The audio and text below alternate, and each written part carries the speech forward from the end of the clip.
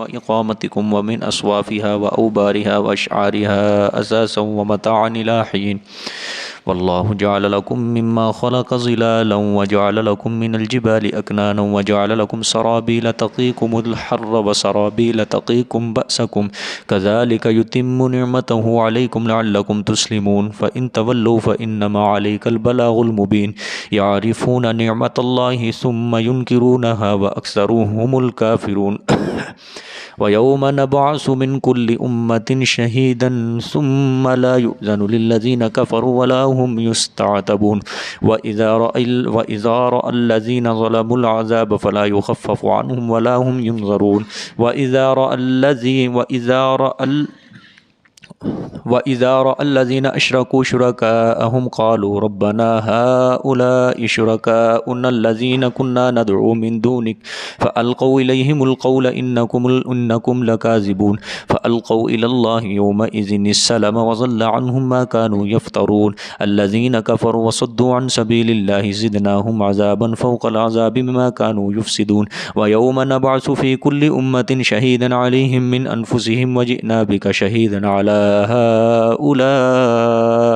ونزلنا عليك الكتاب بيانا لكل شيء وهدى ورحمة وبشرى للمسلمين صدق الله العظيم.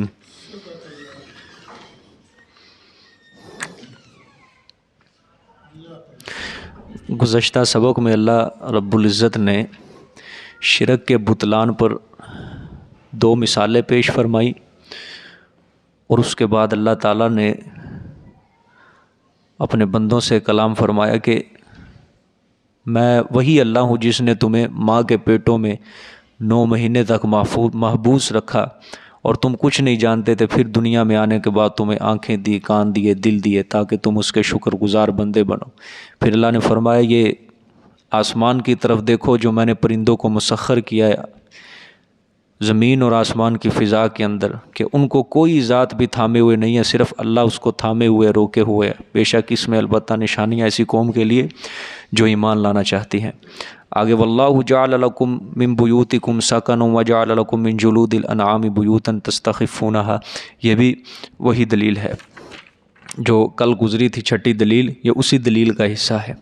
دیکھیں جی، واللہ جعل لکم من بیوتکم سکنا وجعل لکم من جلود الانعام بیوتا، اور اللہ نے بنایا واسطے تمہارے گھروں سے سکنن، سکون، اور اللہ نے بنایا واسطے تمہارے گھروں سے آرام کرنے کی جگہ، سکون کی جگہ، ٹھیک ہے۔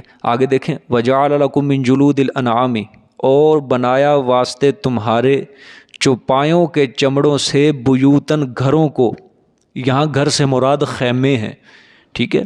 تستخفونہا، ہلکا، جو ہلکا دیکھتے ہو تم ان کو، یوم ظعنکم، وقت تمہارے سفر کرنے، و یوم اقامتکم، اور وقت تمہارے ٹھہرنے کے، ٹھیک ہے۔ اس میں اللہ تعالیٰ نے فرمایا کہ دیکھو حالت ایک ہو، انسان حالت سفر میں ہوتا ہے، ایک انسان حالت اقامت میں ہوتا ہے، یعنی مقیم ہوتا ہے، حضر کے اندر جس کو کہہ لو۔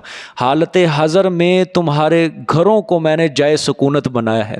دیکھو یہ انسان کے لیے اپنا گھر ہے، جانوروں کے لیے اپنا گھر ہے، پرندوں کے لیے اپنا گھر ہوتا ہے، ہر چیز کے لیے اللہ تعالیٰ نے آرام کرنے کی جگہ بنائی ہے۔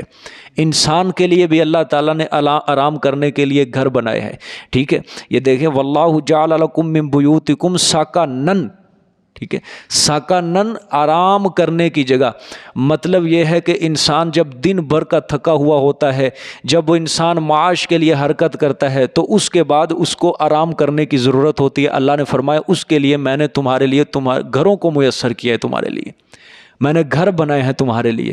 تو گویا یہاں سے بھی پتہ چلتا ہے کہ یہ جتنے بھی ہم اپنے گھروں کے اندر رہ رہے ہیں، یہ گھر بنانا، آرام کی جگہ بنانا، یہ بھی کوئی ہمارا کمال نہیں ہے، انسان کا کمال نہیں ہے، یہ بھی اللہ تعالیٰ ہی کا کمال ہے۔ سمجھ آئی؟ یہ بھی کس کا کمال ہے؟ اللہ ہی کا کمال ہے۔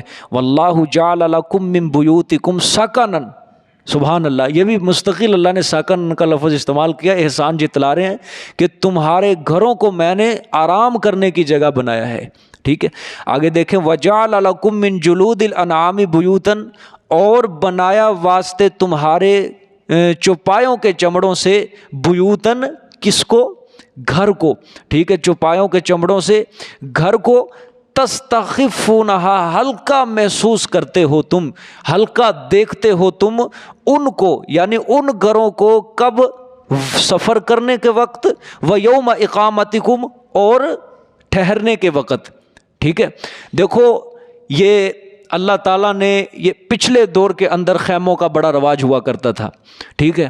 پرانے دور میں لوگ سفر کے لیے جب نکلتے تھے، لمبا لمبا سفر کرنا، اونٹوں کے اوپر سفر ہونے، گھوڑے کے اوپر سفر ہونے، تو لوگ خیموں کو اپنے ساتھ لے کے جایا کرتے تھے، ٹھیک ہے۔ اب وہ خیمے چمڑے کے ہوتے تھے، جانوروں کی کھالوں کے چمڑوں کے ہوتے تھے۔ اب وہ اللہ نے فرمایا تستخفونہا، ان کو تم ہلکا محسوس کرتے ہو، یعنی ایک ہوتی ہے حالت اقامت میں ٹھہرنے کی جگہ جو ہوتی ہے، وہ اینٹ پتھر کا گھر ہوتا ہے، اس کو تو ہم ادھر ادھر نہیں کر سکتے، لیکن یہ جو خیمہ ہوتا ہے، اب مثال کے طور پہ خانہ بدوش جو لوگ جو ہوتے ہیں، ٹھیک ہے، اب ان کا کوئی رہنے ٹھہرنے سہنے کا ٹھکانہ ایک نہیں ہوتا، بلکہ جہاں پانی دیکھا، گھاس دیکھی، سبزہ دیکھا، اور جانوروں کے لیے جہاں اس نے آرام کرنے کی جگہ دیکھی، پینے کی چرنے کی اچھی جگہ دیکھی، یہ وہی اپنے خیمے لگا لیتے ہیں اور وہیں اپنی آبادی کو لے کے آ جاتے ہیں۔ تو خیمے کو کھاڑا ایک جگہ سے دوسری جگہ لے کے چلے گئے، اب وہ اس کو کیا کرتے ہیں؟ ہلکا محسوس کرتے ہیں، اس کو بھاری بوجھ محسوس نہیں کرتے اپنے اوپر، ٹھیک ہے۔ اللہ نے فرمایا یوم ذانکم، سفر کرنے کے وقت، و یوم اقامتکم، ٹھہرنے کے وقت، یعنی جب وہ لگے ہوئے خیمے اس وقت بھی تم اس کو ہلکا محسوس کر رہے ہو، اور جب وہ سفر کے اندر اٹھا کے لے کے جا رہے ہو اس وقت بھی تم کیا کر رہے ہو؟ اس کو ہلکا محسوس کر رہے ہو۔ سبحان اللہ۔ آپ اس آیت میں دیکھیں اللہ نے حالت اقامت کے اندر جو فرمایا واللہ جعل لکم من بیوتکم سکنا، اور اللہ نے بنایا واسطے تمہارے لیے تمہارے گھروں کو سکون کی جگہ بنایا ہے، سکون کی جگہ۔ اگر انسان کو اپنے گھر کے اندر بھی سکون نہیں ہے، میسر نہیں ہے، تو سمجھ لے وہ اللہ تعالیٰ کا ناشکر گزار بندہ ہے، ناشکری کر رہا ہے، جس کی وجہ سے اللہ تعالیٰ نے اس کے سکون کو چھین لیا ہے، ٹھیک ہے۔ جب انسان اللہ کے دین سے دور ہوتا ہے، جب انسان اللہ تعالیٰ کے احکامات کے اوپر عمل نہیں کرتا، اللہ دلوں کے سکون کو چھین لیتا ہے، ٹھیک ہے۔ پھر وہ زوئے زمین کے اوپر جہاں مرضی چلا جائے، جدھر مرضی چلا جائے، اس کو سکون میسر کبھی نہیں آ سکتا۔ جب تک وہ 5 وقت کی نماز نہیں پڑھے گا، جب تک وہ حلال حرام کے اندر تمیز نہیں کرے گا، جب تک اللہ اور اس کے رسول کے احکامات کے اوپر عمل نہیں کرے گا، اس کو زندگی کے اندر کبھی سکون میسر نہیں ہو سکتا۔ سکون اگر اللہ تعالیٰ نے رکھا ہے، دین کے احکامات کے اوپر چل کے رکھا ہے، ٹھیک ہے، اور پھر ایسے بندوں کے لیے گھر بھی کیا بن جاتے ہیں؟ سکون کی جگہ بن جاتی ہے۔ وگرنہ دیکھتے نہیں، لوگ کہتے ہیں کہ ہمارے گھروں میں جی کھڑکا ہوتا ہے، کھڑاک ہو جاتا ہے، ہمارے گھر میں فلانا ڈر گیا، فلانا ڈر گیا، فلانا ڈر گیا۔ اس کی وجہ کیا ہے؟ شیاطین کو ہم نے اپنے اوپر خود مسلط کیا ہوا ہے، شیاطین کو، جنات کو ہم نے اپنے اوپر خود مسلط کیا ہوا ہے۔ دیکھو 2 طریقے ہوتے ہیں شیاطین کو اپنے اوپر مسلط کرنے کے، یا کوئی آپ کا کوئی حاسدی بندہ ہے جس نے آپ کے اوپر کوئی جادو کروایا ہے، ایک تو یہ چیز ہے۔ دوسری چیز، انسان شیاطین اور جنات کو اپنے اوپر خود مسلط کرتا ہے۔ کس طرح؟ جب وہ نماز سے دور ہوگا، قرآن سے دور ہوگا، ٹھیک ہے، جب اللہ تعالیٰ کے احکامات سے دور ہوگا، تو جو شریر جنات ہوتے ہیں وہ انسان کے اوپر مسلط ہو جاتے ہیں۔ جو شریر جنات ہوتے ہیں انسان کے اوپر کیا ہو جاتے ہیں؟ مسلط ہو جاتے ہیں، اس کی روح کے اوپر اثر کرتے ہیں وہ، جس کی وجہ سے جب روح کو بیماری لگتی ہے، پھر جسم کو بھی بیماری لگتی ہے، پھر انسان کا دل نہیں لگتا، ٹھیک ہے، پھر انسان کے کندھوں کے اوپر بھی بھار پڑتا ہے، انسان کے سر کے اندر بھی درد ہوتا ہے، انسان کو سکون نصیب نہیں ہوتا، گھر میں رہتا ہے تب بھی سکون نہیں ہے، باہر رہتا ہے تب بھی سکون نہیں ہے، ٹھیک ہے۔ انسان خود شیاطین کو اپنے اوپر مسلط کر لیتا ہے، ٹھیک ہے۔ گھر کے اندر پھر لوگ پیروں کو ڈھونڈتے ہیں، مولویوں کو ڈھونڈتے ہیں، ٹھیک ہے، فلانے کے پاس جاؤ جی تویز لینے کے لیے، فلانے کے پاس جاؤ۔ بھائی سب سے بڑا جو رکاوٹ ہے تیرے گھر کے اندر ہے، تو نے کیوں اپنے آپ کو اللہ کے احکامات سے دور کیا ہوا ہے، ٹھیک ہے، کیوں اپنے آپ کو تو نے اللہ سے دور کیا ہوا ہے؟ تیرا سکون اسی وجہ سے چھن گیا۔ اگر اللہ تعالیٰ نے فرمایا واللہ جعل لکم من بیوتکم سکنا، اور اللہ نے بنایا واسطے تمہارے گھروں سے کیا؟ سکون، آرام کرنے کی جگہ بنایا اللہ نے تمہارے گھروں کو، اور بنایا واسطے تمہارے لیے چوپایوں کے چمڑوں سے گھروں کو، تستخفونہا، تم ہلکا دیکھتے ہو ان کو، یوم ذانکم، وقت تمہارے سفر کرنے کے، و یوم اقامتکم، اور وقت تمہارے ٹھہرنے کی جگہ، ٹھہرنے کے۔ آگے فرمایا اللہ نے، یعنی خلاصہ کلام یہ کہ اللہ نے اپنے فضل سے ہماری آسائش کے لیے رہنے کو 2 گھر دیے ہیں۔ اللہ نے ہماری آسائش کے لیے رہنے کے لیے کتنے گھر دیے ہیں؟ 2 گھر دیے ہیں۔ ایک تو مٹی اور پتھر سے بنائے گئے گھر، اور دوسرا کون سا گھر؟ جو ایک جگہ سے دوسری جگہ ہم اس کو منتقل کر سکتے ہیں، یعنی خیموں کے گھر۔ ٹھیک ہے، یعنی یہ سب کس کا فضل ہے؟ اللہ ہی کا فضل ہے۔ ٹھیک ہے، جب اپنے گھروں میں رہتے ہو تو اللہ کا شکر ادا کیا کرو، یا اللہ تو نے رہنے کے لیے چھت دی ہے۔ بات سمجھ میں آئی ہے؟ یا اللہ تو نے رہنے کے لیے کیا دی ہے؟ چھت دی ہے۔ وگرنہ ایسے لوگ بھی ہیں جو راتوں کو سڑکوں کے اوپر سو رہے ہیں، پھٹوں کے اوپر سو رہے ہیں، دکانوں کے سامنے سو رہے ہیں۔ اللہ کا لاکھ لاکھ شکر ادا کیا کرو کہ یا اللہ تو نے جیسا کیسا بھی گھر دیا ہے، ہمیں اچھا ٹھکانہ دیا، تو نے چھت دی ہے ہمیں اپنی۔ ٹھیک ہے، وگرنہ کچھ لوگ ایسے ہوتے ہیں جو بڑے گھروں کو دیکھ کر دل کے اندر یہ حسد کرتے ہیں، روتے ہیں، یار میرا کیوں نہیں ہے اس طرح کا گھر، اس کو کیوں مل گیا اس طرح کا گھر۔ ٹھیک ہے، آپ صلی اللہ علیہ وسلم نے فرمایا ہمیشہ اپنے سے نیچے والے کو دیکھا کرو، اوپر والے کو نہ دیکھا کرو۔ بات سمجھ میں آئی؟ ہمیشہ اپنے سے نیچے والے کو دیکھا کرو، اوپر والے کو نہ دیکھا کرو۔ نیچے والوں کو دیکھ کے کوئی ایسے لوگ بھی ہیں جن کو یہ گھر بھی میسر نہیں ہے، ایسے لوگ بھی ہیں، تجھے تو چلو چھت مل گئی، مکان مل گیا، ایسے لوگ بھی ہیں جو خیمے ڈال کے بیٹھے ہوئے ہیں لوگ، ان کو چھت بھی میسر نہیں ہے، ان کو دیواریں بھی میسر نہیں ہے، ان کو رہنے کے لیے گھر بھی میسر نہیں ہے۔ ہمیشہ اگر کسی کو بیماری لگی ہے، اللہ کا شکر ادا کرے کہ یا اللہ تو نے مجھے سانس تو دی ہے زندہ رہنے کے لیے۔ ہمیشہ اپنے سے نیچے والے کو اوپر والے کو نہ دیکھو۔ سمجھے؟ زیادہ بیماری جس کو آپ سے بھی زیادہ بیماری ہے اس کو دیکھ کے اللہ کا شکر ادا کرو، یا اللہ پاک تو نے ہمیں تو ایسا نہیں بنایا۔ سمجھے؟ یا اللہ تو نے ہمیں تو ایسی بیماری نہیں لگائی۔ ٹھیک ہے کہ نہیں؟ ہاں، تو دیکھو اللہ تعالیٰ نے فرمایا من اصوافها واوبارها واشعارها اساسا ومتاعا الى حین، یہ ایک الگ نعمت اللہ نے فرمایا۔ اللہ نے فرمایا اور بھیڑوں کی اونوں سے، ومن اصوافها اور بھیڑوں کی اونوں سے، واوبارها اور اونٹوں کے پشم سے، واشعارها اور بکریوں کے بالوں سے، بکریوں کے بالوں سے، بھیڑوں کے اونوں سے، واوبارها اور اونٹوں کے پشم سے، واشعارها اور بکریوں کے بالوں سے، اساساً گھر کا سامان ہے تمہارے لیے۔ کیا ہے؟ گھر کا سامان۔ کیا مطلب؟ اسے قالین تیار ہوتے ہیں، ملبوسات تیار ہوتے ہیں، بوریاں تیار ہوتی ہیں، سردیوں کے لیے بچنے کے سامان استعمال ہوتا ہے۔ سمجھ آئیے کہ نہیں؟ یہ ساری چیزیں کس استعمال ہو رہی ہیں؟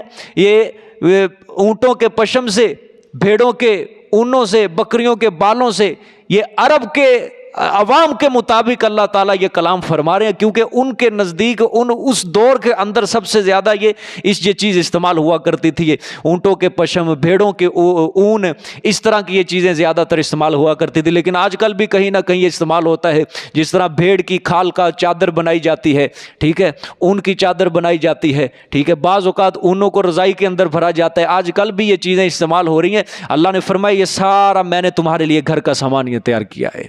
ٹھیک ہے، کبھی ہمارا ذہن گیا ایسی چیزوں کی طرف؟ دیکھو کتنی چھوٹی چھوٹی چیزیں اللہ تعالیٰ گنوا رہے ہیں، چھوٹی چھوٹی چیز اللہ گنوا رہے ہیں، سب کچھ میں نے دیا ہے تمہیں، سب کچھ میں نے دیا ہے۔ آگے فرمایا وَمَتَاعًا إِلَىٰ حِینٍ، اور نفع اٹھانا ہے ایک وقت تک۔ ایک وقت تک کیا ہے؟ نفع اٹھانا ہے تمہارے لیے، یعنی موت تک تمہارے لیے ایک نفع اٹھانا ہے۔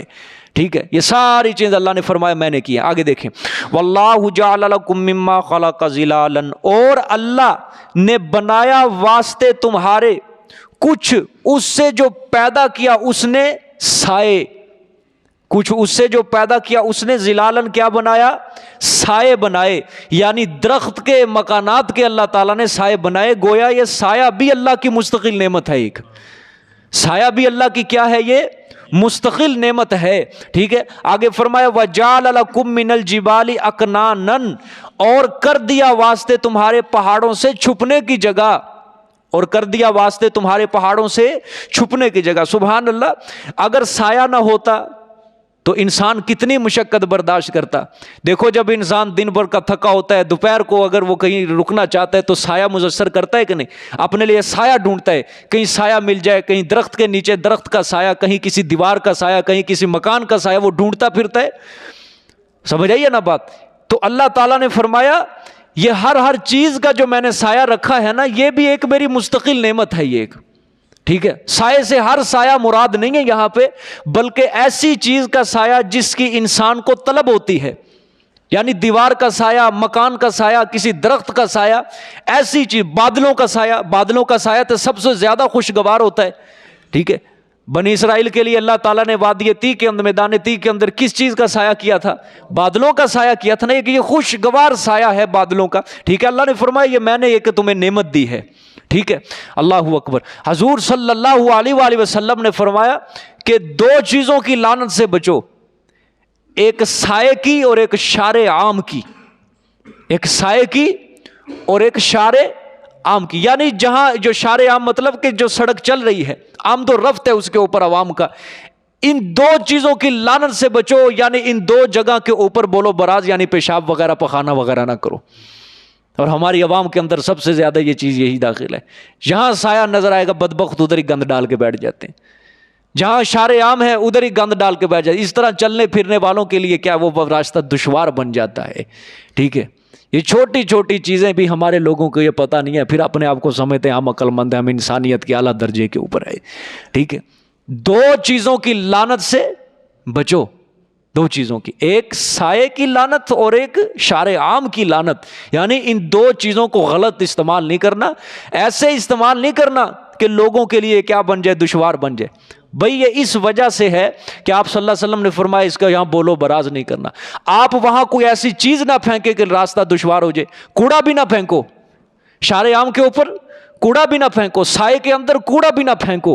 کوئی ایسی چیز استعمال نہ کرو جہاں چلنے پھرنے والوں کے لیے کیا ہو، یہ سارا دشوار ہو جائے وہ راستہ، اور بالکل اس کے لیے نکارا بنا دو چلنے والوں کے لیے راستہ. اب دیکھو ہماری طبیعتوں کے اندر بھی یہی ہے نا، کوئی جو بری گلی ہوتی ہے، کوڑے والی گلی ہوتی ہے، ٹوٹی پھوٹی گلی ہوتی ہے، ہم اس کے اوپر نکلنا چلنا پسند نہیں کرتے. کوئی اچھی گلی ہوتی ہے ہم وہیں چلنا پسند کرتے ہیں، وہی گاڑی لے کے جانا پسند کرتے ہیں، ٹھیک ہے. جب ہم یہ کر سکتے ہیں تو دوسرے انسان نہیں یہ سوچ سکتے؟ وہ بھی تو سوچتے ہی ہیں. لہٰذا جب ہر انسان اپنے دل کے اندر یہ چیز، یہ جذبہ پیدا کرے گا نا کہ بھئی میں نے سائے کو غلط استعمال نہیں کرنا، میں نے شار عام کو غلط استعمال نہیں کرنا، تو پھر پوری عوام کے اندر یہ بیداری، یہ بیدار ہو سکتی ہے. یہ جاگنے کا ثبوت پوری عوام کے دلوں کے اندر یہ شعور پیدا ہو سکتا ہے. جب ہر کسی نے رہنا ہی دوسرے کے اوپر، یار وہ کر رہا ہے میں بھی کراں گا، وہ کوڑا پھینک رہا ہے مینوں کیا، ٹھیک ہے. ہر انسان اپنے دل کے اندر یہ رکھے بھئی میں نے نہیں یہ کام کرنا، میں نے نہیں یہ کام کرنا، پھر یہ کام چل سکتا ہے، وگرنہ ایک دوسرے کے سہارے کے اوپر رہ کے یہ کام نہیں ہو سکتا. سمجھ آئی ہے؟ تو اللہ نے سائے کو کیا کہا ہے؟ مستقل نعمت فرمایا ہے، ٹھیک ہے. آگے وَجَعَلَ لَكُم مِّنَ الْجِبَالِ أَكْنَانًا، اور اکنانن، اور بنایا واسطے تمہارے پہاڑوں سے کیا؟ اکنانن، چھپنے کی جگہ، یعنی غار کو کس چیز سے چھپنے کی جگہ بنایا؟ دشمن سے، موذی جانوروں سے. اگر کسی کے پاس اپنا گھر نہیں ہے، پہاڑوں کے اندر جا کے زندگی بسر کر لے، پہاڑوں کے اندر جا کے اپنی زندگی بسر کر لے. آپ صلی اللہ علیہ وسلم کا بھی جس طرح ارشاد گرامی ہے کہ آخری پرفتن دور میں پہاڑوں کی طرف کوچ کرو. جب فتنے زیادہ ہونے لگیں، ٹھیک ہے، دین سے لوگ دور ہونے لگیں، اللہ کی اطاعت اور فرما برداری ایک نیک بندے کے لیے مشکل ہو جائے، پہاڑوں کی طرف کوچ کر جاؤ، ٹھیک ہے. تو یہ پہاڑوں کی طرف کوچ کرنا، پہاڑوں میں دیکھو انبیاء علیہ الصلوۃ والسلام کا پہاڑوں سے بڑا ایک تعلق قائم رہا ہے، بڑا تعلق قائم رہا ہے. حضرت نوح علیہ الصلوۃ والسلام کی کشتی کہاں رکی تھی؟ پہاڑ کے کنارے رکی تھی. اسی طرح حضرت داؤد علیہ الصلوۃ والسلام جب تلاوت کرتے تھے زبور کی تو پہاڑ بھی ساتھ کیا ہوتے تھے، ٹھیک ہے. اسی طرح حضرت موسیٰ علیہ الصلوۃ والسلام کو اللہ نے بلایا کس پہ؟ کوہ طور پہ. حضور صلی اللہ علیہ وآلہ وسلم اپنی نبوت سے پہلے عبادت کہاں کرتے تھے؟ غار ہیرا میں کرتے تھے. یہ کبھی اس کا جواب ڈھونڈ کے لانا کہ کیا وجہ ہے انبیاء کا تعلق بڑا زیادہ ہے پہاڑوں کے ساتھ. میں نہیں بتاتا، یہ آپ نے خود اس کے اوپر ریسرچ کرنی ہے، میں پوچھ لوں گا، اگر کسی کو سمجھ آ جائے تو مجھے بتا دینا آگے کہ انبیاء کا کیوں اتنا گہرا تعلق ہے یہ پہاڑوں کے ساتھ، وجہ کیا ہے اس کی، ٹھیک ہے. تو اللہ نے فرمایا پہاڑوں کو میں نے بنایا تمہارے لیے چھپنے کی جگہ بنائے، یعنی دشمن سے، موذی جانوروں سے۔ اگر سردی اور گرمی، سردی کے اندر بھی غار فائدہ دیتی ہے، گرمی کے اندر بھی غار فائدہ دیتی ہے، بارش سے یعنی اپنے جانوروں کو بھی محفوظ کر سکے، اپنی جانوں کو بھی محفوظ کر سکے، ٹھیک ہے۔ اگر کسی کے پاس اپنا ذاتی گھر نہیں ہے، پہاڑوں کے اندر جا کے وہ کیا لے لے، پناہ لے لے، ٹھیک ہے۔ اور آگے فرمایا وَجَعَلَ لَكُمْ سَرَابِيلَ تَقِيكُمُ الْحَرَّ وَسَرَابِيلَ تَقِيكُمْ بَأْسَكُمْ، سبحان اللہ۔ اور بنایا واسطے تمہارے، وَجَعَلَ لَكُمْ بنایا واسطے تمہارے، سرابیل کرتے تقیکم الحر جو بچاتے ہیں تمہیں گرمی سے، یعنی قمیض جو بچاتے ہیں تمہیں گرمی سے۔ آگے وسرابیل تقیکم بأسکم، اور قمیص جو بچاتے ہیں تمہیں تمہاری لڑائی سے، بأسکم تمہاری لڑائی سے۔ یہ سرابیل اور پچھلے سرابیل کے اندر فرق ہے۔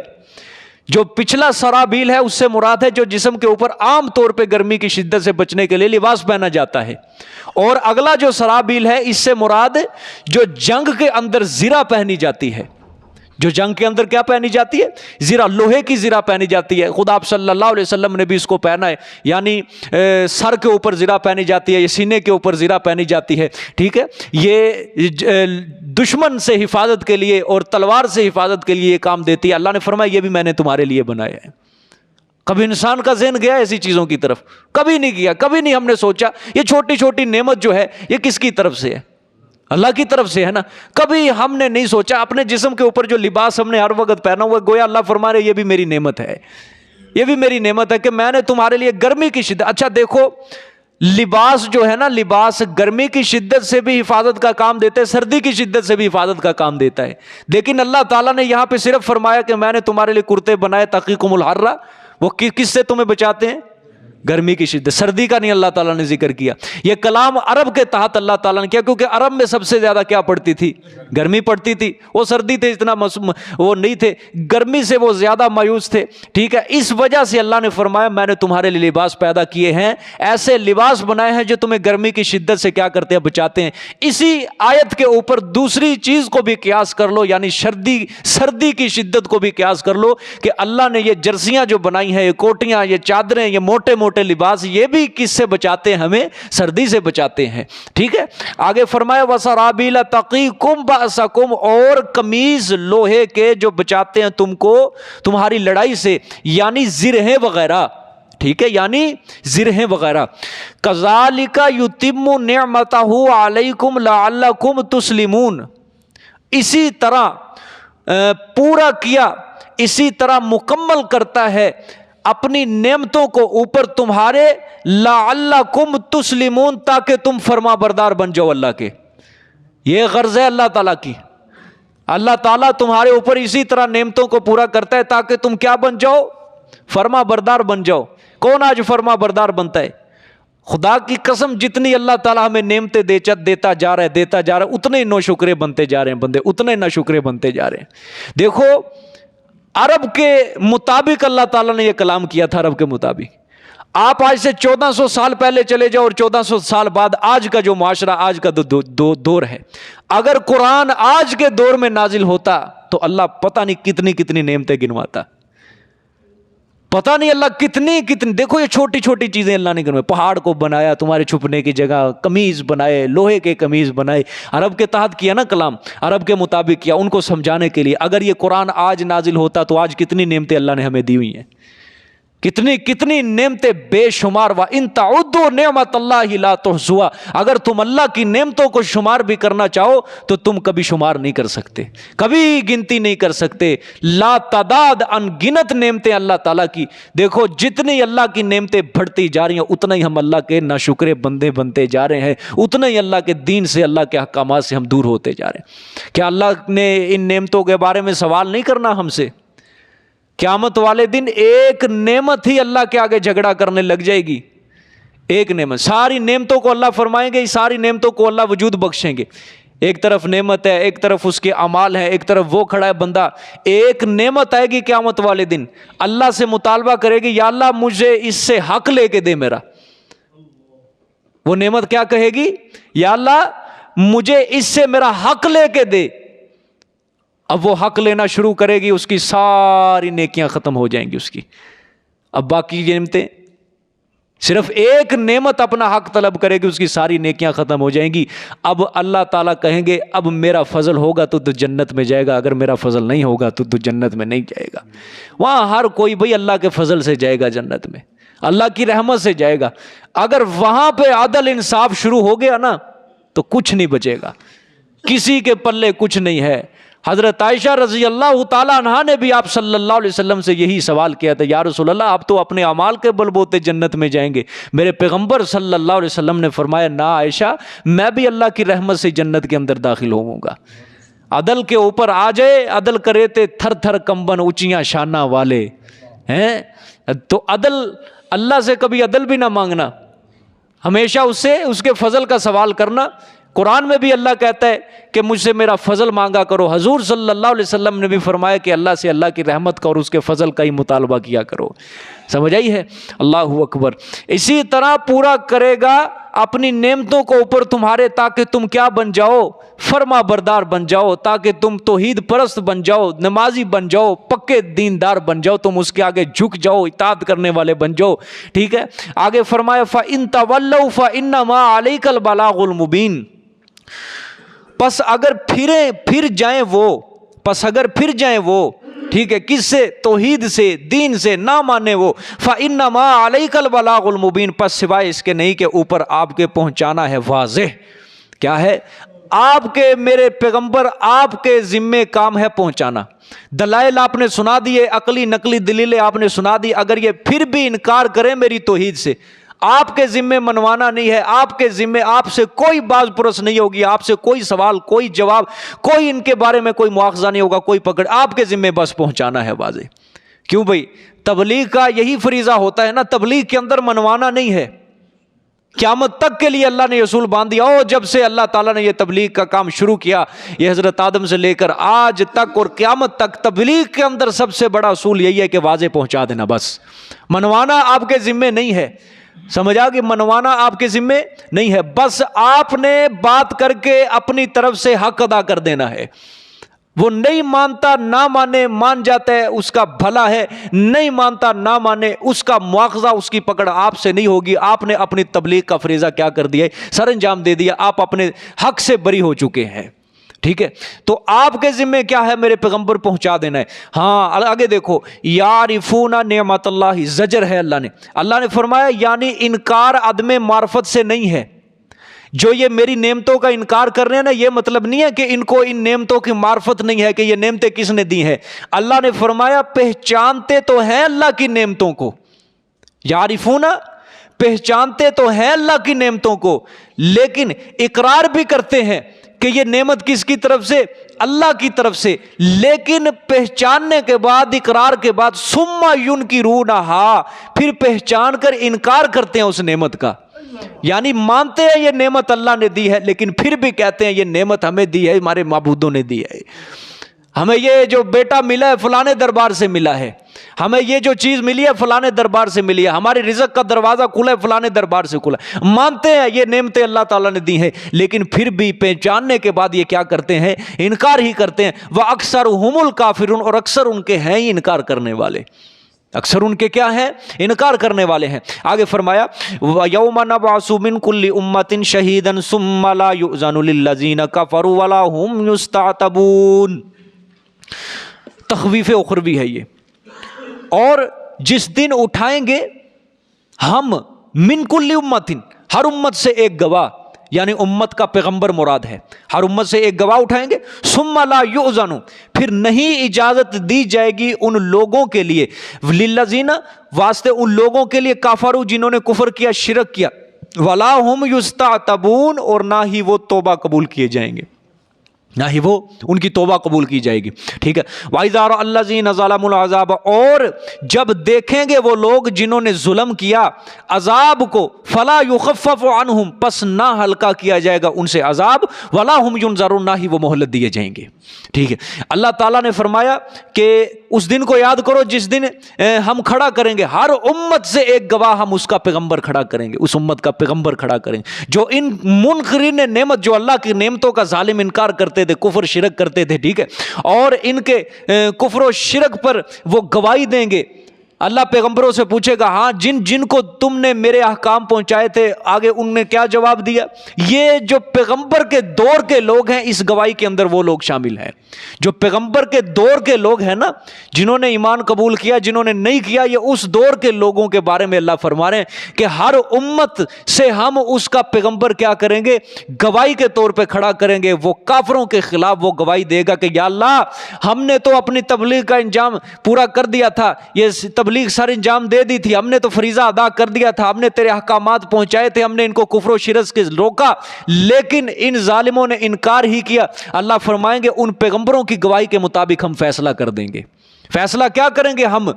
ثم لا یؤذن للذین کفروا، پھر نہیں اجازت دی جائے گی ان لوگوں کے لیے جنہوں نے کفر کیا، ولا ہم یستعتبون، اور نہ ہی وہ توبہ قبول کیے جائیں گے۔ ٹھیک ہے، یعنی اگر وہ اس وقت توبہ بھی کریں گے نا تو ان کی توبہ بالکل قبول نہیں کی جائے گی۔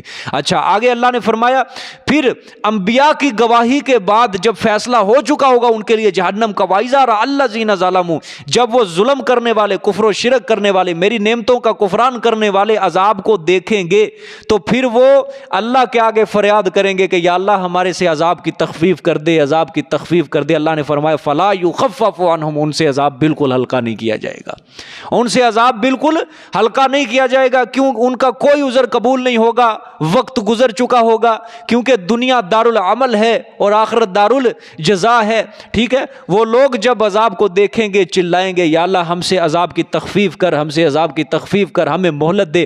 اللہ تعالیٰ نے فرمایا نہ تم سے عذاب آج ہلکا ہوگا نہ تمہیں کوئی مہلت دی جائے گی، اب سڑو اسی جہنم کے اندر الی آخری ہے۔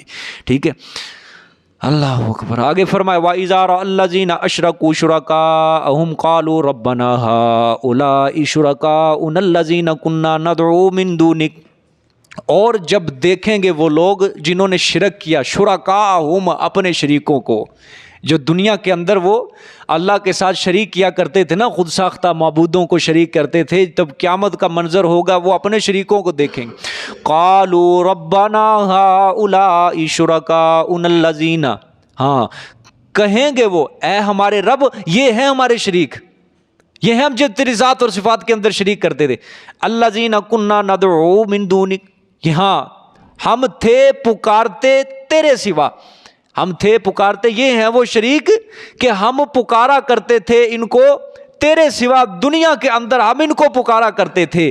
ٹھیک ہے، اچھا اللہ تعالیٰ نے فرمایا کہ جب وہ لوگ جنہوں نے دنیا کے اندر ظلم کیا یعنی کفر و شرک کیا، قیامت کے دن جب وہ اپنے مقرر کیے ہوئے، جو دنیا کے اندر انہوں نے اپنے شریک مقرر کیے ہوئے تھے اللہ کی ذات کے اندر، اللہ کی صفات کے اندر، وہ شریک دیکھیں گے نا تو اپنے خود ساختہ معبودوں کو دیکھیں گے تو وہ کیا کہیں گے؟ اے ہمارے رب یہ ہیں شریک ہمارے جن کو ہم تیری ذات کے اندر صفات کے اندر کیا کرتے تھے؟ شریک کیا کرتے تھے۔ ٹھیک ہے، یہ ہیں ہمارے مقرر کردہ شریک جن کو ہم تیرے سوا پکارا کرتے تھے، جن کے نام کی نظر نیاز دیا کرتے تھے۔ ٹھیک ہے، یہ جو کہیں گے نا وہ مشرک لوگ اپنے شریکوں کی طرف اشارہ کر کے، یہ شاید ان کا کہنا اس غرض سے ہوگا کہ اس بہانے عذاب میں کچھ تخفیف ہو جائے۔ ٹھیک ہے، دیکھو نا کیسے کہ اللہ نے جن کا جملہ قالوا ربنا هؤلاء شرکاؤنا، یا اللہ یہ ہمارے شریک، یہ ہمارے شریک ہیں۔ ٹھیک ہے، یعنی ان لوگوں نے ان کی عبادت کی وجہ سے ہم گمراہ ہوئے تھے، یا اللہ ہمارا تو اس میں کوئی قصور نہیں تھا، ہم تو بے قصور ہیں، یا اللہ ان لوگوں نے ہمیں گمراہ کیا تھا۔ ٹھیک ہے، اب وہ جو سارے شرکا وہاں کھڑے ہوں گے ان کے جو شریک کرتے تھے، اب وہ جب سنیں گے کہ ظالم لوگ ہمارے خلاف گواہی دے رہے ہیں، ہمیں پھنسا رہے ہیں اللہ کے دربار میں، وہ کہیں گے فَأَلْقَوْا إِلَيْهِمُ الْقَوْلَ، پس ڈالیں گے وہ طرف ان کے بات کو، انکم لکاذبون، او ظالمو بے شک تم ہو البتہ جھوٹ بولنے والے، بدبختو اللہ کے دربار میں تم جھوٹ بول رہے ہو، تم تو ہماری باتیں کرتے ہی نہیں تھے، تم تو ہماری باتیں کرتے نہیں تھے، جھوٹ بول رہے ہو، ہم تمہیں کہاں کہہ کے گئے کہ ہم مرنے کے بعد ہماری عبادت کرنا۔ یہ آیت واضح دلیل ہے، یاد رکھو واضح دلیل ہے۔ لوگ کہتے ہیں کہ شیخ عبد القادر جیلانی رحمۃ اللہ علیہ کا اگر کوئی غلام مغرب کے اندر کھڑا ہو، حضرت مشرق کے اندر ہو، حضرت کو پتہ چل جاتا ہے۔ شیخ عبد القادر جیلانی کی ہتھیلی کے اوپر پوری کائنات اللہ نے رکھ دی ہے، وہ ذرے ذرے کو دیکھ رہے ہیں، ذرے ذرے کو دیکھ رہے ہیں۔ لوگ حضرت شیخ عبد القادر جیلانی رحمۃ اللہ علیہ کو غائبانہ پکار رہے ہیں، نظر نیاز دے رہے ہیں، ان کے نام کی باتیں ہو رہی ہیں, ان کی شخصیت کی عبادت ہو رہی ہے. دیکھو وہ بھی اس آیت کے اندر شامل ہے, وہ بھی کہیں گے قالوا ربنا ہؤلاء شرکاؤنا الذین, قالوا ربنا ہؤلاء شرکاؤنا, ان کے جتنے بھی مریدین ہوں گے وہ کہیں گے یا اللہ یہ شیخ عبد القادر جیلانی, ہم اس کی عبادت کیا کرتے تھے, اس کو پکارا کرتے تھے تیرے سوا. لیکن شیخ صاحب بھی جواب دیں گے فَأَلْقُوا إِلَيْهِمُ الْقَوْلَ إِنَّكُمْ لَكَاذِبُونَ, اور ظالموں جھوٹ بول رہے ہو تم سب کے سب, جھوٹ بول رہے ہو تم سب کے سب. سارے پیغمبر حضرت عیسیٰ علیہ الصلوۃ والسلام, حضرت ابراہیم علیہ الصلوۃ والسلام, جن پیغمبروں کو الہ بنایا گیا, آپ صلی اللہ علیہ وآلہ وسلم نے فرمایا لعن اللہ الیہود والنصارى, اللہ کی لعنت ہو یہودیوں کے اوپر اور عیسائیوں کے اوپر, اتخذوا قبور انبیائہم مساجدا, کہ انہوں نے اپنے پیغمبروں کی قبروں کو کیا بنا لیا ہے, سجدہ گاہ بنا لیا ہے, سجدہ کرنے کی جگہ بنا لی انہوں نے اپنے پیغمبروں کو کی مسجد کی قبروں کو سجدہ گاہ بنا لیا ہے. ٹھیک ہے, تو آج بھی ولیوں کی قبروں کو کیا کیا گیا ہے, سجدہ گاہ بنایا گیا, عبادت گاہ بنایا گیا آج بھی ولیوں کی قبروں. ٹھیک ہے, یہ سارے جواب دے دیں گے انکم لکاذبون, بے شک تم کیا بول رہے ہو, جھوٹ بول رہے ہو, تم نے ہماری باتیں نہیں کی, ہمیں کچھ پتہ نہیں ہے. ٹھیک ہے, اب کیا ہوگا, اب جب وہ سارے مشرک جب اپنے شریکوں کی طرف سے بھی کیا ہو جائیں گے, ان کو تو یہ مان تھا نا کہ یہ تو ہمارے حق میں سفارش کریں گے, کل قیامت کے دن ہمیں اللہ سے چھڑائیں گے, جہنم کے عذاب سے چھڑائیں گے, لیکن وہ پھر اب اللہ کے آگے فرما برداری اور اطاعت کرنے پر مجبور ہوں گے. جب اپنے معبودوں کی طرف سے بھی وہ کیا ہو جائیں گے, بالکل ختم ہو جائیں گے, ان کی اس امید کے اوپر بھی پانی پھر جائے گا. پھر وہ کیا کہیں گے اللہ سے, وَأَلْقَوْا إِلَى اللَّهِ, اور ڈالیں گے وہ طرف اللہ کے, يَوْمَئِذٍ السَّلَامَ, اس دن صلح کو, اس دن کیا ڈالیں گے, پیغام صلح کو ڈالیں گے. وَضَلَّ عَنْهُمْ مَا كَانُوا يَفْتَرُونَ, اور گم ہو جائیں گی ان سے وہ ہستیاں جو تھے وہ جھوٹ گڑتے دنیا کے اندر. کیا جھوٹ گڑتے تھے, یہ قیامت والے دن ہمیں بچائیں گے, یہ ہمارے سفارشی ہیں, یہ اللہ کے آگے شفیع غالب ہیں, یہ زوری زور ہمیں اللہ تعالیٰ سے چھڑوائیں گے جہنم کے عذاب سے. وہ ساری ہستیاں ان سے کیا ہو جائیں گی, گم ہو جائیں گی, چلے جائیں گے, جواب دیں گے وہ ظالموں ہم بری ہیں تم سے. ٹھیک ہے, وہ اللہ یہ اطاعت اور فرما برداری کے اوپر کیا ہو جائیں گے, یہ مجبور ہو جائیں گے, یا اللہ ہم اطاعت کرتے ہیں, فرما بردار, ہمیں مہلت دے. لیکن اس وقت ان کو کوئی مہلت نہیں دی جائے گی. حضرت شاہ عبد القادر رحمۃ اللہ علیہ نے یہاں پہ ایک عبارت لکھی ہے, جو لوگ پوجتے ہیں بزرگوں کو وہ بزرگ بے گناہ ہیں. جو لوگ بزرگوں کو پوجتے ہیں وہ بزرگ کیا ہیں, وہ تو اللہ کے ولی تھے, وہ اللہ کے کیا تھے, ولی تھے. نعوذ باللہ یہ بھی ہو سکتا ہے کہ اللہ کے ولی کے کہہ کے جائے دنیا کے اندر میرے مرنے کے بعد میری قبر کے اوپر سجدے کرنا, نظر نیاز دینا, ہو سکتا ہے, کبھی نہیں ہو سکتا. جو لوگ پوچھتے ہیں بزرگوں کو وہ بزرگ بے گناہ ہیں. ایک شیطان اپنا وہی نام رکھ کر اپنے آپ کو پجواتا ہے, اسی سے ان کو کہیں گے کہ تم جھوٹے ہو. ایک شیطان اپنا وہی نام رکھ کر اپنے آپ کو کیا کرتا ہے, پجواتا ہے. آپ دیکھتے نہیں ہیں جو قبر پرست ہوتا ہے وہ کہتا ہے رات میری خواب میں پیر صاحب آئے مجھے یہ کہیں گے, اور وہ پیر نہیں ہوتا, وہ شیطان ہوتا ہے, وہ شیطان ہوتا ہے. جس بندے کا ذہن ٹک گیا ہے ایک کام کے اوپر, اسے خواب بھی پھر وہی آئیں گے. ہماری خواب میں نہیں کوئی آتا ہے کوئی, اور کسی کی خواب میں کوئی پیر صاحب آیا ہو, کسی پیر نے آگے کہا چل میری قبر پہ آ نظر نیاز دے, چل میری قبر پہ آ فلانا کام کر, چل میری قبر, ٹھیک ہے, چل میری قبر پہ آ, تو کہاں ٹک رہا ہے جامعہ مسجد صدیق اکبر میں تو قرآن پڑھ رہا ہے, بے وقوف, یہ کیا ضرورت ہے, آ میری قبر کے اوپر تو نظر نیاز دے, تجھے نماز پڑھنے کی, قرآن پڑھنے کی کوئی ضرورت. ہماری خواب کے اندر نہیں کوئی آیا. ہمیشہ قبر پرست کے خواب کے اندر فلانا پیر آ گیا, فلانا پیر آ گیا, اس نے مجھے یہ کہا, اس نے مجھے اولاد کی خوشخبری دی, اس نے مجھے فلانے کی خوشخبری دی, اس نے مجھے فلانے کی خوشخبری دی. ان کی خوابوں کے اندر آ رہے, ہماری خواب کے اندر نہیں. وجہ کیا, ان کا ذہن اس کے اوپر ٹک گیا ہے. وہ ان کی خواب کے اندر جنات آتے ہیں, جنات. میں آپ کو غالباً سورۃ انعام کی ایک آیت کے اندر سمجھا کے آیا ہوں. جب یہ مشرک جاتے تھے جنگلوں کا سفر کرتے تھے نا, یہ مشرکین پکارتے تھے جنات کو, ان کا قافلہ, کہ اے جنوں کی وادی کے اندر, اے اس وادی کے دیو ہمیں اپنی پناہ کے اندر لے لے. پھر وہ جن اپنے سارے جنات کو وہ اعلان کر دیتے تھے کہ اس قافلے کو کچھ نہیں کہنا, یہ قافلہ میری پناہ کے اندر ہے. وہ پناہ مانگتے تھے جنات سے. یہ آگے آئے گا انشاءاللہ غالباً سورۃ زخرف کے اندر کہ جنات سے بھی اللہ سوال کریں گے, ابھی تم نے کہا تھا ان کو عبادت کرنا, جنات بھی بری ہو جائیں گے. بات سمجھ میں نا, جو جنات لعین ہے نا, لعین, جن کو اللہ نے کچھ انسان سے زیادہ طاقت دی ہے اس چیز کی, وہ اس کی خواب کے اندر آتے ہیں. وہ خواب کے اندر پیر کی شکل اختیار کر کے اسے پیشن گوئیاں دے کے جاتے ہیں. کیا ظالم، بڑے دن ہو گئے تو نے حلوہ نہیں دیا کہ قبر کے اوپر، میں تجھ سے ناراض ہوں، چل اگلے مہینے تو نے فلانی کھیر تقسیم کرنی ہے، فلانا حلوہ تقسیم کرنا ہے. وہ پیر نہیں آتا، وہ جن آتے ہیں اندر. وگرنہ اللہ کا قرآن کے اوپر ہمیں یقین نہیں ہے. حضرت عیسیٰ کیا گواہی دیں گے؟ ہیں سارے پیغمبر کیا گواہی دیں گے؟ سارے اولیاء، اللہ کا قرآن نہیں کہہ رہا ہے لا علم لنا، کون کہیں گے؟ سارے وقت کے پیغمبر مل کے یہی کہیں گے یا اللہ ہمیں کوئی پتہ نہیں ہے.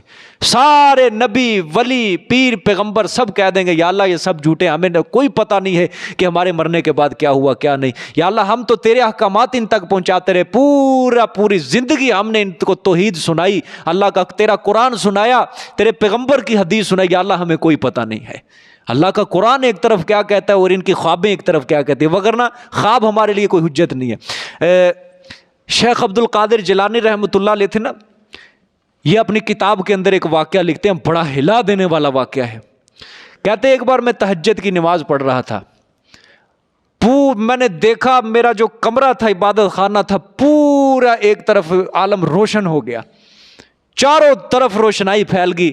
مجھے روشنائی کے اندر غیب سے آواز آئی، اوے عبد القادر بڑی باتیں کر لی ہیں تو نے، میری بڑی بڑی باتیں کر لی ہیں، جا اب تجھے کوئی عبادت کرنے کی ضرورت نہیں ہے، کوئی تجھے نماز پڑھنے کی ضرورت نہیں، کوئی تجھے روزہ رکھنے کی، جتنی بھی تیرے لیے چیزیں حرام تھی میں نے وہ ساری تیرے چیزیں حلال کر دی ہیں. اب شیخ عبد القادر جیلانی اب مومن تھے، توحید پرست تھے. اتقوا فراست المومن، مومن کی فراست سے بچو، وہ اللہ کے نور سے دیکھتا ہے. حضرت شیخ عبد القادر جیلانی رحمۃ اللہ نے فرمایا اوہ لعین بدبخت، تو یہاں سے چلا جا یہاں سے. اللہ اپنے پیغمبر کو تو حکم کرتا ہے، میرے پیغمبر اپنی موت تک میری عبادت کرتا رہے. کس صورت کے اندر اللہ نے فرمایا ہے؟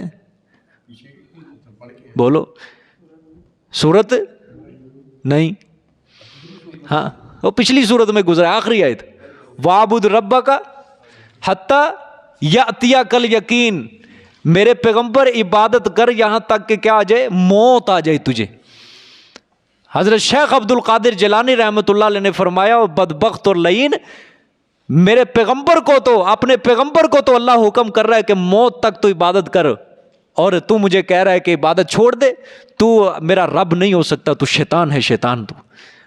ٹھیک ہے، اچھا اس شیطان نے پھر آگے کہا، کہتے اب روشنی ختم ہو گئی، پھر اس نے کہا آگے کہ اے شیخ عبد القادر جیلانی کہ تیرے درجے کے 70 ولی میں نے اسی طرح گمراہ کیے ہیں، تیرے درجے کے 70 ولی میں نے اسی طرح گمراہ کیے ہیں. تیرے پاس قرآن کا علم تھا، حدیث کا علم تھا، تجھے تیرے علم نے بچا لیا. شیخ عبد القادر جیلانی نے کہا وہ ظالم تو اب بھی مجھے گمراہ کر رہا ہے، مجھے میرے علم نے نہیں بچایا، مجھے اللہ کے فضل نے بچایا ہے.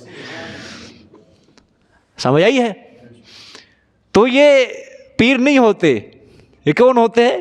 جنات ہوتے ہیں. کہتے ہیں لوگ میں رات کو اٹھا مجھے میرا پیر نظر آ گیا، میرے ساتھ ہی بیٹھا تھا. میں نے کئی ایسے سنے ہیں. ٹھیک ہے، چھیڑنے کے لیے، توحید پرست جو ہوتا ہے نا اس کو چھیڑنے کے لیے لوگ آ جائے. میں ایک گھر میں گیا، کہتے میری خواب کے اندر فلانا پیر آیا، مجھے تسلیاں دے کے گیا میری پریشانی کے اوپر، تو پریشان نہ ہو انشاءاللہ اگلا مہینہ تیرے لیے خوشحالیوں کا مہینہ ہے، تو فکر نہ کر، تو بس میرے اس مزار کے اوپر آ، تو بس تو نے 11ویں کے اندر کوئی تو نے اس کے اندر ہلکا محسوس نہیں کرنا، 11ویں کے اندر تو نے کسر نہیں چھوڑنی، ہر مہینے 11 تاریخ کو تو نے ایک نہ ایک دینی ہے تو نے چاولوں کی بس. ٹھیک ہے، وہ پیر نہیں ہوتے، وہ جنات ہوتے ہیں، جنات ہوتے ہیں. ٹھیک ہے کہ نہیں؟ ہاں، شیطان جنات ہوتے ہیں، شیطان جنات ہوتے ہیں. ٹھیک ہے کہ نہیں؟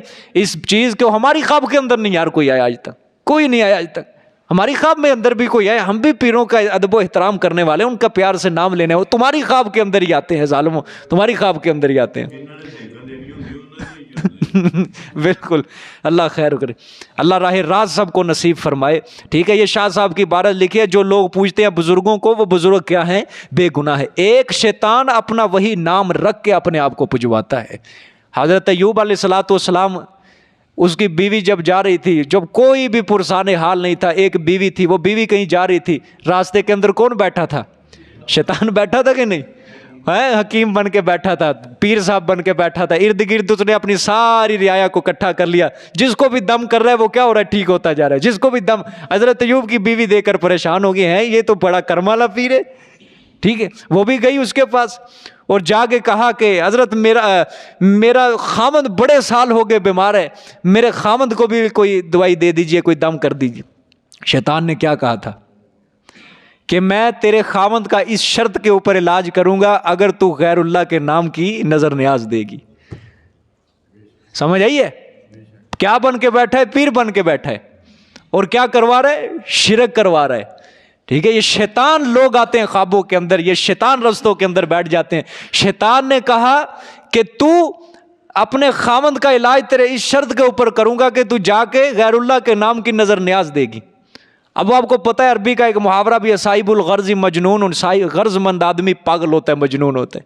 وہ بیوی گئی حضرت ایوب کو سارا واقعہ سنایا، وہ بھی اللہ کے پیغمبر تھے، سمجھ گئے یہ لعین شیطان کا سارا کام ہے یہ۔ پھر حضرت ایوب نے دعا کی، یا اللہ مجھے شیطان نے تکلیف پہنچائی ہے، اس جملے کی وجہ سے مجھے یہ کیا پہنچی ہے؟ تکلیف پہنچی ہے، ٹھیک ہے۔ یہ انشاءاللہ سورۃ انبیاء کے اندر آئے گا یہ واقعہ، ٹھیک ہے۔ وگرنہ اللہ نے حضرت ایوب کو بیماری دی تھی، حضرت ایوب نے کوئی زبان نہیں کھولی کہ یا اللہ تو بیماری تیری طرف سے آئی ہے، کیا یہ تیری طرف سے بیماری آئی ہے، بالکل زبان نہیں کھولی۔ جب شیطان کی طرف سے یہ جملہ سننے کو آیا نا، پھر حضرت نے فرمایا یا اللہ تیری طرف سے جو تکلیف آئی تھی مجھے اس نے تکلیف نہیں پہنچائی، اصل تکلیف مجھے اب ہوئی ہے جو شیطان نے یہ جملہ کہا ہے کہ میں تیرے علاوہ کسی اور کے نام کی نظر نیاز دوں، میں شرک کروں، کیونکہ پیغمبر کے نزدیک جسمانی بیماری اتنی بڑی بیماری نہیں ہوتی جتنی یہ روحانی بیماری، شرک والی بیماری بڑی بیماری ہے۔ سمجھ آئیے کہ نہیں؟ ہاں، تو یہ شیاطین اور جنات ہوتے ہیں، اس کے اوپر اعتماد نہیں کرنا چاہیے کسی کو، یہ ساری اپنی طرف سے کرامتیں گھڑی ہوتی ہیں یہ ساری، ٹھیک ہے۔ یہ کوئی اس کے اندر سچ نہیں ہے۔ میں آپ کو بتا دوں، قرآن ہے نا، قرآن، اس کے بعد صحیح حدیث ہے جس کو کہتے ہیں خبر متواتر، ٹھیک، خبر متواتر صحیح۔ ان دو چیزوں کا آپ انکار کرو گے پھر انسان ہوتا ہے دائرہ اسلام سے خارج، وگرنہ انسان کرامت کا انکار کر دے نہیں ہوتا کافر۔ تاریخی چیز جو بھی ہے نا، انسان بندے کے قلم سے جو سنی سنائی بات ہوتی ہے اس کا انکار، میں آپ کو مثال دیتا ہوں، تاریخ ہے، تاریخ، اس کا انکار کر دو، کوئی تمہیں گمراہ بھی نہیں کہہ سکے گا۔ جتنے بھی علماء نے تاریخ کی کتابیں لکھی ہیں مورخین نے، انکار کر دو، کوئی مفتی کے اندر جرت نہیں ہے آپ کے اوپر کوئی گمراہی کا فتویٰ بھی لگا دے۔ ہاں، یہ اگر اس قرآن کی ایک آیت کا انکار کرو گے تو ایک گدھا ریڑی والا بھی حق رکھتا ہے کہ تمہیں وہ کافر کہہ سکتا ہے۔ ذالک الکتاب لا ریب فیہ، اللہ نے فرما دیا شروع کے اندر، اس کتاب کے اندر کوئی شک نہیں ہے، کوئی شک نہیں ہے اس کتاب کے اندر، کوئی ضرورت نہیں ہے ہمیں کرامتوں کے اوپر یقین کرنے کا، کوئی ضرورت نہیں ہے۔ ہاں، کوئی اچھا واقعہ ہے جس کے اندر سبق ملتا ہے، اس کو قرآن کے اوپر ہم پہلے پرکھیں گے، کسی بزرگ کا واقعہ، کسی ولی کا واقعہ، اس کو قرآن کے اوپر پرکھیں گے، اگر وہ قرآن کے مطابق ہوا مان لیں گے، اگر نہیں ہوا ہم پیچھے پھینک دیں گے، بھئی یہ ہم واقعہ ماننے کے لیے تیار ہیں۔ آپ کو کوئی بھی گمراہ نہیں کہے گا انشاءاللہ، کوئی آپ کو برا بھلا بھی نہیں کہہ سکے گا، ٹھیک ہے کہ نہیں؟ ہاں، دیکھیں آگے، اللہ اکبر۔ الذین کفروا وصدوا عن سبیل اللہ زدناہم عذابا فوق العذاب بما کانوا یفسدون، وہ لوگ جنہوں نے کفر کیا، وصدوا عن سبیل اللہ، اور روکا اللہ کے رستے سے، زدناہم عذابا، بڑھائیں گے ہم ان کو ازروئے عذاب کے، فوق العذاب، اوپر عذاب کے، بما کانوا یفسدون، بسبب اس کے جو تھے وہ فساد مچاتے۔ کیوں بڑھائیں گے عذاب کو؟ ایک تو خود گمراہ تھے، اور ایک دوسرا وصدوا عن سبیل اللہ، لوگوں کو بھی کیا کرتے تھے؟ اللہ کے رستے سے روکتے تھے، ٹھیک ہے کہ نہیں؟ خود بھی شرک کرتے تھے، دوسروں کو بھی کیا کرتے تھے؟ شرک کی دعوت دیتے تھے۔ خود بھی حق قبول نہیں کیا، دوسروں کو بھی حق نہ قبول کرنے کی دعوت دیتے تھے۔ خود بھی ظالم نے قرآن نہیں پڑھنا، دوسرے کو بھی قرآن پڑھنے سے روکنا کہ مسجد صدیق اکبر میں قرآن کے لیے نہ جانا پڑنے۔ وہ تو گمراہ کرتے ہیں، وہ تو ترجمہ غلط پڑھاتے ہیں، وہ کیا کرتے ہیں؟ ترجمہ غلط پڑھاتے ہیں، ٹھیک ہے۔ ہمیں کئی ساتھیوں نے بتایا کہ ہمیں فلانے بندے نے روکا جی، وہ تو ترجمہ غلط پڑھاتے ہیں۔ اور بیوقوف تو آ کے تو دیکھتے، سب کے سامنے ترجمے والا قرآن کھلا ہوا ہے، ٹھیک ہے، ترجمہ غلط پڑھاتے ہیں۔ ایسے ہی ان پڑھ جاہل گوار لوگ اٹھ کے کہہ دیتے ترجمہ غلط پڑھاتے ہیں۔ اگر ترجمہ اللہ معاف کرے میں غلط پڑھاتا ہوں تو اب تک میں غرق نہ ہو جاتا، اب تک میں غرق نہ ہو جاتا جو قرآن کا ترجمہ بدل بدل کے پڑھا دے، قرآن کے اندر تحریف کرے، الیاذ باللہ، ٹھیک ہے۔ خود بھی گمراہ ہیں اور دوسروں کو بھی کیا کر رہے ہیں؟ گمراہ۔ اللہ نے فرمایا ایسے لوگوں کا عذاب ڈبل ہوگا، کیا ہوگا؟ بڑھائیں گے ہم ان کو عذروِ عذاب کے، ٹھیک ہے، عذاب کے اوپر عذاب دیں گے ان کو، بما کانوا یفسدون، کے بسبب اس کے جو تھے وہ فساد مچا۔ ایسا بندہ اصلاح کرنے والا نہیں ہے، ایسا بندہ اللہ نے فرمایا فسادی ہے، زمین کے اوپر کیا پھیلا رہا ہے؟ یہ فساد پھیلا رہا ہے ایسا بندہ، جو دین سے دور کر رہا ہے، جو حق سے دور کر رہا ہے، جو مسجد سے، جو قرآن سے دور کر رہا ہے تمہیں، وہ کیا بندہ ہے؟ وہ فسادی ہے، وہ اصلاحی بندہ نہیں ہے، ٹھیک ہے۔ آگے دیکھیں، وَيَوْمَ نَبْعَثُ فِي كُلِّ أُمَّةٍ شَهِيدًا عَلَيْهِمْ مِنْ أَنفُسِهِمْ وَجِئْنَا بِكَ شَهِيدًا عَلَى هَؤُلَاءِ، اور جس دن کے کھڑا کریں گے، جس دن کے اٹھائیں گے ہم ہر امت میں سے، شہیدن ایک گواہ، علیہم اوپر ان کے، من انفسہم انہی کے نفسوں سے، انہی کی جانوں سے، ٹھیک ہے، انہی کے نفسوں سے۔ یہ شرکت وطنی یا نسبی مراد ہے، یہ مذہبی شرکت مراد نہیں ہے، کہ اللہ فرما رہے ہیں کہ یہ نبی مراد ہے یہاں پہ، کہ ہر امت میں سے ایک اللہ کیا کریں گے؟ گواہ کھڑا کر دیں گے۔ اب یہ امت جو ہے نا، یہ نبی کے بعد جو امت تھی وہ مراد ہے، پچھلی آیت کے اندر جو اس وقت کے لوگ تھے اس زمانے کے وہ مراد، اب یہ ان کے بعد والی امتیں مراد ہے، ٹھیک ہے۔ ہاں، وَيَوْمَ نَبْعَثُ، جس دن ہم اٹھائیں گے ہر امت میں سے، شہیدن ایک گواہ اوپر ان کے، من انفسہم انہی کی جانوں سے، یعنی شرکت نسبی مراد ہے، شرکت وطنی مراد ہے، مذہبی شرکت مراد نہیں ہے۔ وَجِئْنَا بِكَ شَهِيدًا عَلَى هَؤُلَاءِ، اور لے آئیں گے ہم آپ کو گواہ اوپر ان لوگوں کے۔ یہ کلام کس سے ہے؟ یہ حضور صلی اللہ علیہ وسلم سے، اور میرے پیغمبر ہم لے آئیں گے آپ کو گواہ اوپر ان لوگوں کے۔ اسی طرح کی آیت جو ہے سورۃ النساء کے اندر بھی ہے، سورۃ النساء کے اندر آخر میں، ٹھیک ہے۔ تو جہاں سورۃ النساء کی آیت ہے نا، وہاں حضور صلی اللہ علیہ وسلم کی ایک حدیث ہے، حضرت عبداللہ ابن مسعود رضی اللہ تعالیٰ عنہ سے آپ صلی اللہ علیہ وسلم نے ایک بار فرمایا، عبداللہ مجھے قرآن سنا، عبداللہ مجھے کیا سنا؟ قرآن سنا، تلاوت سنا مجھے قرآن کی۔ حضرت عبداللہ نے پہلے انکار کیا کہ یا رسول اللہ، آپ قرآن آپ کے اوپر نازل ہوا، آپ اچھا قرآن پڑھنے والے، میں آپ کو قرآن سناؤں؟ حضور نے فرمایا میرا دل کر رہا ہے آج میں تجھ سے قرآن سنوں۔ حضرت عبداللہ نے تلاوت شروع فرمائی، کہتے میں نے سورۃ نساء کی تلاوت شروع فرمائی، کہتے جب اسی آیت کے اوپر پہنچا نا، یہ جو اسی قسم کی آیت ہے کہ ہم آپ کو گواہ کھڑا کریں گے آپ کی امت، حضور صلی اللہ علیہ وآلہ وسلم نے فرمایا حضرت عبداللہ سے، عبداللہ بس کر بس کر بس کر بس کر اسی کے اوپر۔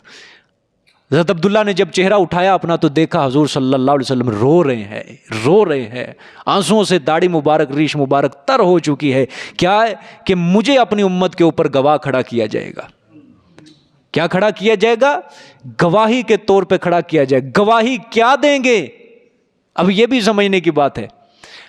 بخاری شریف کی حدیث ہے، آپ صلی اللہ علیہ وآلہ وسلم نے فرمایا کہ میں قیامت والے دن جب اللہ مجھے اپنی امت کے لیے گواہی کے طور پہ کھڑا کریں گے، میں وہی جواب دوں گا جو میرے بھائی، بولو، جو میرے بھائی عیسیٰ نے کیا دی تھی؟ گواہی دیں گے۔ جو میرے بھائی عیسیٰ گواہی دیں گے، میں بھی کیا دوں گا؟ وہی گواہی دوں گا۔ حضرت عیسیٰ علیہ السلام نے کیا گواہی دی تھی؟ سورۃ مائدہ کے آخر میں اللہ تعالیٰ نے اس کا پورا نقشہ کھینچا ہے، ٹھیک ہے۔ سورۃ مائدہ کے آخر میں اللہ نے فرمایا کہ وَكُنْتُ عَلَيْهِمْ شَهِيدًا، کہ یا اللہ میں تھا اوپر ان کے گواہ، کب؟ مَا دُمْتُ فِيهِمْ، جب تک میں ان کے اندر تھا، جب تک میں زندہ تھا میں ان کے اوپر کیا تھا؟ گواہ تھا۔ فَلَمَّا تَوَفَّيْتَنِي، پس جب تو نے مجھے پورا قبض کر لیا، كُنْتَ أَنْتَ الرَّقِيبُ عَلَيْهِمْ، تو ہی نگہبان تھا ان کے اوپر۔ حضور صلی اللہ علیہ وسلم نے فرمایا یہی گواہی میں کل قیامت کے دن دوں گا۔ بخاری شریف کی روایت ہے، صحیح روایت ہے۔ اب جو لوگ کہتے ہیں کہ پیر والے دن، جمعرات والے دن حضور صلی اللہ علیہ وسلم کے آگے پوری امت کے اعمال پیش ہوتے ہیں، وہ کیا یہاں جواب دیں گے کہ ہر پیر والے دن، ہر جمعرات والے دن ساری امت کے آپ صلی اللہ علیہ وسلم کے سامنے اعمال پیش کیے جاتے ہیں، حضور ساری امت کے اعمال دیکھتے ہیں کہ کیا کیا میری امت نے اس ہفتے، کیا کیا میری امت نے۔ یہ جو درود شریف پڑھنے والے لوگ ہیں نا، یہ بڑے اس چیز کے قائل ہوتے ہیں، ہم زیادہ سے زیادہ درود پڑھے، 1,00,000 2,00,000، آج ہمارے پیغمبر کے سامنے ہمارا درود پیش ہوگا، حضور خوش ہو جائیں گے۔ کیا جواب دو گے اسی آیت کے اوپر، اسی روایت کا؟ بخاری کی صحیح روایت ہے، صحیح روایت۔ حضور فرمائیں گے میں وہی گواہی دوں گا جو میرے بھائی کس نے دی تھی؟ عیسیٰ نے گواہی دیں گے، وہی میں گواہی دوں گا کہ یا اللہ جب تک میں ان کے اندر تھا میں گواہ تھا ان کے اوپر، کس نے ایمان قبول کیا کس نے نہیں کیا، اور جب میں دنیا سے چلا گیا یا اللہ مجھے کوئی پتہ نہیں ہے اس کے بارے میں، مجھے نہیں پتہ کس نے ایمان قبول کیا کس نے نہیں کیا۔ اسی طرح بخاری شریف کی ایک روایت ہے، حضور صلی اللہ علیہ وسلم کل قیامت کے دن اپنی امت کو دیکھیں گے، کچھ آپ صلی اللہ علیہ وسلم کی امت کے لوگ جہنم کے فرشتے پکڑ کر لے کر جائیں گے جہنم کی طرف۔ حضور صلی اللہ علیہ وسلم دیکھ کے کہیں گے او بابا یہ ان کو میری طرف لاؤ، یہ تو میرے امتی ہیں۔ پھر اللہ تعالیٰ فرمائیں گے میرے پیغمبر آپ نہیں جانتے، بخاری کی روایت ہے کہ آپ نہیں جانتے میرے پیغمبر کہ آپ کے دنیا سے جانے کے بعد ان لوگوں نے کیا کیا کام کیے ہیں، آپ نہیں جانتے۔ سمجھ آ گئی ہے؟ میرے پیغمبر آپ نہیں جانتے کہ آپ کے دنیا سے جانے کے بعد ان لوگوں نے کیا کیا کام کیا ہے، مجھے پتہ ہے ان کا، ٹھیک ہے۔ اب جو لوگ کہتے ہیں کہ وچ قبر دیا کا آکھن گے اینو چھڑ دیو تو میرا ہے، وچ حشر دیا کا آکھن گے اینو چھڑ دیو تو میرا ہے، وہ کیا جواب دیں گے اس کا؟ وہاں جو چلنی ہے بات صرف اعمال کے اوپر چلنی ہے، وقرنہ حضور صلی اللہ علیہ وسلم نے اپنے قبیلے کو یعنی اپنے خاندان کو، اپنے چچا کو مخاطب کر کے کہا تھا قیامت والے دن میں تمہارے کچھ کام نہیں آؤں گا۔ اپنی بیٹی فاطمہ، لاڈلی بیٹی فاطمہ کو کہا تھا میں بیٹی فاطمہ اب دنیا کے اندر میرے مال میں سے جتنا تو لینا چاہتی ہے لے لے، وگرنہ قیامت والے دن میں تیرے کوئی کام نہیں آؤں گا، وہاں کوئی کام نہیں آؤں گا وہاں۔ تاریخ و سیر کی کتابوں میں ایک روایت لکھی ہے، جب حضرت فاطمہ رضی اللہ تعالی عنہا کو قبر کے اندر دفن کر رہے تھے نا، حضرت ابو ایوب انصاری رضی اللہ تعالیٰ عنہ یہ بھی وہیں قبر کے اوپر کھڑے تھے، انہوں نے قبر کو مخاطب کر کے کہا تھا کہ اے قبر تجھے پتہ ہے تیرے اندر کون آ رہا ہے؟ کہتے غیب سے آواز ہے اے ابو ایوب انصاری میں یا حسب و نسب کی جگہ نہیں ہوں، میرے اندر اعمال کا سکہ چلتا ہے، میں کوئی حسب و نسب کی جگہ نہیں ہوں، یہاں میرے اندر نسبتیں نہیں چلتی، کون کس کا بیٹا ہے، کون کس کی بیٹی ہے، کس کا کون رشتہ دار ہے، یہ نہیں، میں صرف یہاں پہ اعمال کا سکہ چلتا ہے، یہاں پہ عملوں کے اوپر دار و مدار ہوتا ہے، جس کے عمل اچھے ہوں گے میں اس کے لیے وسیع و عریض ہو جاؤں گی، اور جس کے عمل کچے ہوں گے، کفر و شرک والے عمل ہوں گے، گناہ گار ہوگا، میں اس کے لیے تنگ ہو جاؤں گی۔ یہاں پہ سمجھ آ گئی ہے کہ نہیں بات؟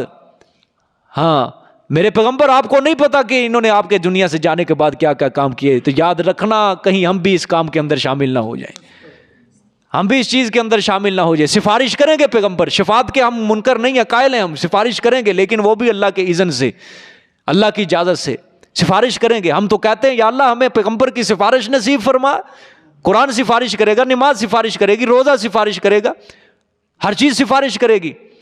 اور آپ کو پتہ ہے قیامت والے دن پیغمبر جب گواہی دیں گے اگر اپنی امت کے خلاف، تو کتنی کتنی وہاں گواہیاں ہوں گی، وہ تو مالک یوم الدین ہے، صرف پیغمبر کی گواہیاں نہیں چلیں گی۔ آپ کو پتہ ہے سورۃ یاسین جو ہم پڑھتے ہیں اس کے اندر ایک آیت ہے الیوم نختم علی افواہہم، جس دن ہم تمہارے منہوں کے اوپر مہر لگا دیں گے،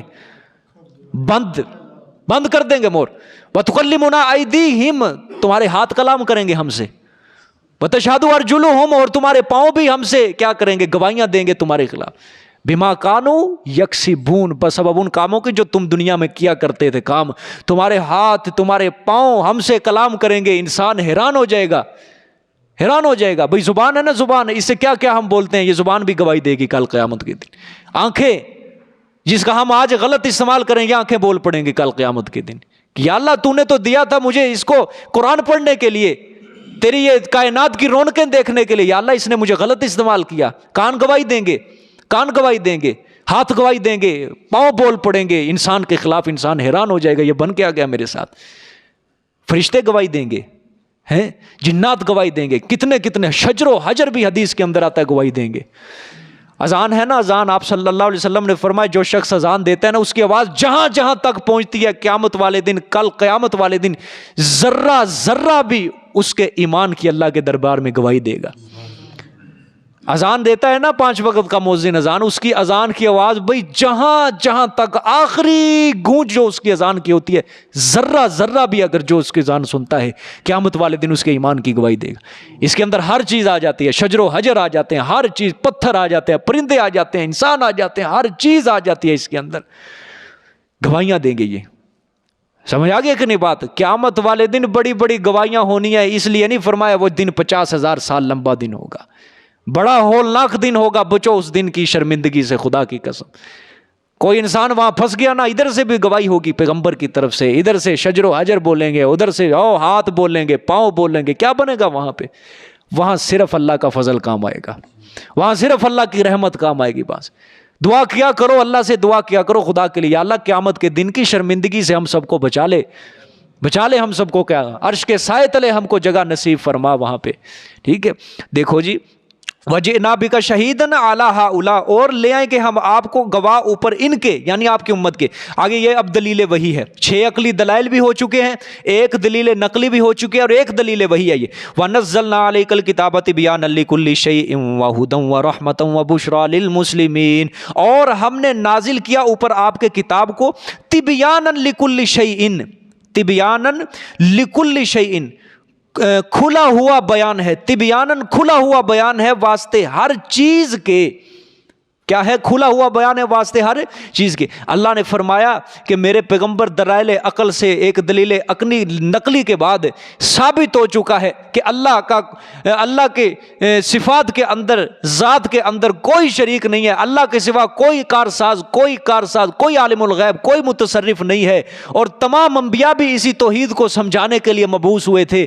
اور یہ جو آپ مسئلہ بیان کر رہے ہیں یہ اپنی طرف سے نہیں کر رہے، بلکہ ہم نے آپ کے اوپر ایک کتاب نازل کی ہے، جس کتاب کے اندر کیا ہے؟ تبیانا لکل شیء، ہر چیز کا واضح کیا ہے؟ بیان ہے، ہر چیز کا کیا ہوا؟ کھلا ہوا بیان ہے، ٹھیک ہے۔ یہاں سے مبتدین کہتے ہیں یہ آپ صلی اللہ علیہ وسلم کے اس آیت سے پتہ چلتا ہے کہ جی یہ آپ صلی اللہ علیہ وسلم عالم الغیب تھے، تبیانا لکل شیء ہے نا، کہ کھلا ہوا بیان ہے ہر چیز کے لیے، گویا آپ صلی اللہ علیہ وسلم کو علم غیب حاصل ہو گیا۔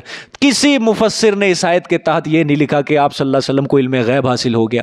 ہر مفسر نے یہاں یہی بات کہی ہے کہ جو دین کے کاموں سے متعلق جتنی بھی بنیادی باتیں تھیں وہ اللہ نے اپنے پیغمبر کو سمجھا دی، ہر مفسر نے۔ تفسیر مدارک کے اندر ہے تبیانا لکل شیء من امور الدین، یعنی امور دین سے متعلق ہے، ہر چیز مراد ہے۔ حضرت مجاہد تابعی ہیں، یہ بہت بڑے، یہ بھی فرماتے تبیانا للحلال والحرام، یعنی حلال اور حرام کے متعلق جتنی بھی کھلی ہوئی چیزیں تھیں اللہ تعالیٰ نے کیا کر دی؟ واضح فرما دی، ٹھیک ہے۔ ہر مفسر نے یہاں پہ آ کے یہی لکھا ہے من امور الدین، امور دین سے متعلق جتنی بنیادی باتیں تھیں اللہ نے اپنے پیغمبر کو کیا دے دی ہیں؟ اس کو سمجھا دیا اللہ نے اپنے پیغمبر، وغیرہ یہ نہیں، ہر چیز کا علم اللہ نے عطا کر دیا ہے، ٹھیک ہے۔ آگے وہدن، اور یہ جو کتاب ہے یہ کیا ہے تمہارے لیے؟ ہدایت اتاری ہے، ورحمتن، اور رحمت بھی ہے، وبشریٰ للمسلمین، اور خوشخبری ہے واسطے فرما برداروں کے لیے۔ جزاک اللہ جی، صدق اللہ العظیم۔